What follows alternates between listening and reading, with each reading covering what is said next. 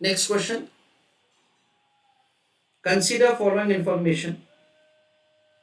Information is provided for two securities A and B.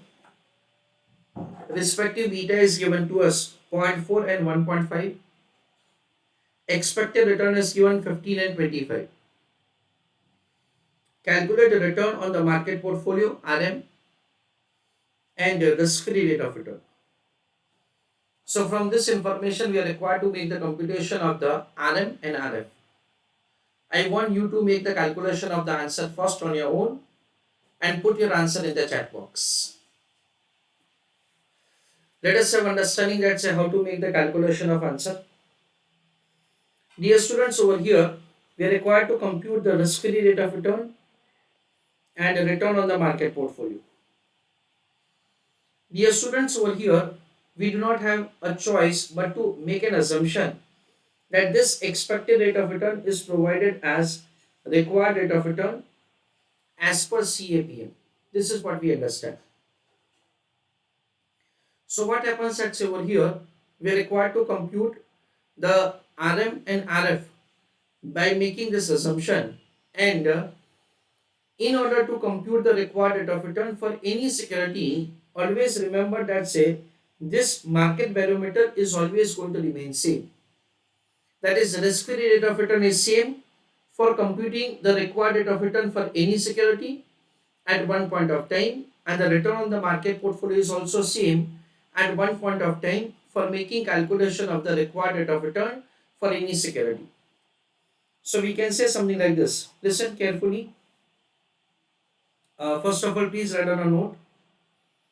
In order to compute RF and RM, we are assuming that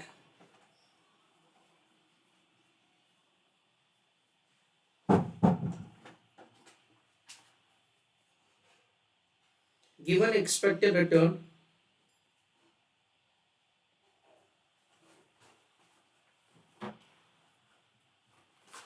is as per CAPM. Full stop.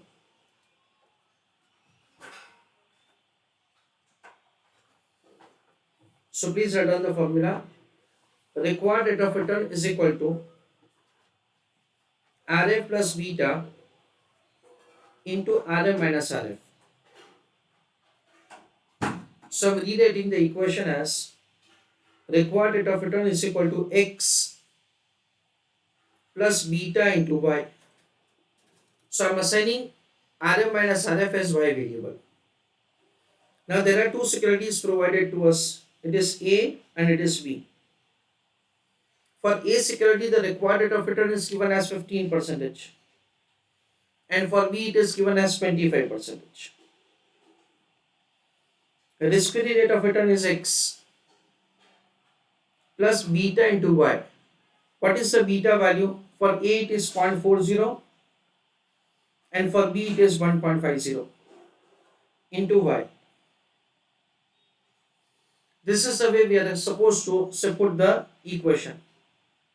Now, in order to eliminate the common values, so we will change the sign. So let us say that I am doing answer like this. 25 is equal to X plus 1.50Y minus 15 minus X minus 0.40Y. 25 minus 15 is 10. This X is getting cancelled. 1.5 minus 0.4 is 1.10Y. So Y is equal to 10 divided by 1.10. So what will happen? 10 divided by 1.1, it comes to 9.09. Of course, we can say that once we compute the value of the Y, X value will be found as valency figure. Once you compute the X value, that is risk-free rate of return, then we can say that the return on the market portfolio can be calculated. This is the way we can make the calculation of answer.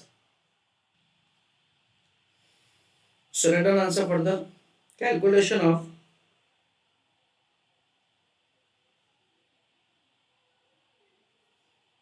value of x. Now for calculation of value of x, we can take the returns of the security A into account or returns of the security B into account. So 15 is equal to x plus 0.40y.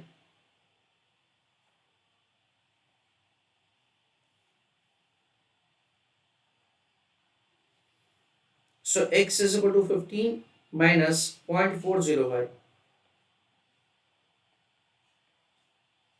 What is value of y? It is 9.09.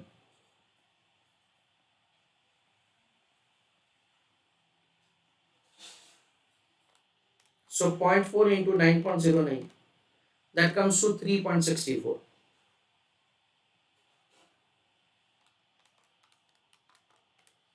That comes to 11.36. So this value of the x is nothing else but it is the risk-free rate of return. Dear students, once we make the calculation of the RF, calculation of the RM is very simple. So next is the calculation of RM.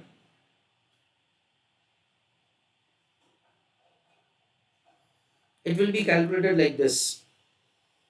Y is equal to RM minus RF. So RM is equal to Y plus RF.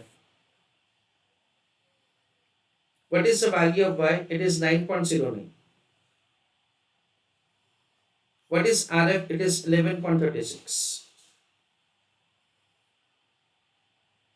So it is 20.45%. That is the way the return on the market portfolio can be found. So here RM and RF is calculated by making an assumption that the expected rate of return provided to us in the example is say as per CAPM, and accordingly we have made the calculation of answer. We can of course cross verify the answer, in which say of course we will be able to find the required rate of return as provided to us in the example. That is just I am giving explanation to you. For security A, it is RF plus beta into RM minus RF. Risk-free rate of return is 11.36, beta is 0.40, RM is 20.45 minus 11.36. So you can use a calculator. 20.45 minus 11.36 is 9.09 into 0.4, that comes to 3.64 plus 11.36, and it comes to exactly 15%. That is provided to us in example. This is a way we can have the cross verification of the answer.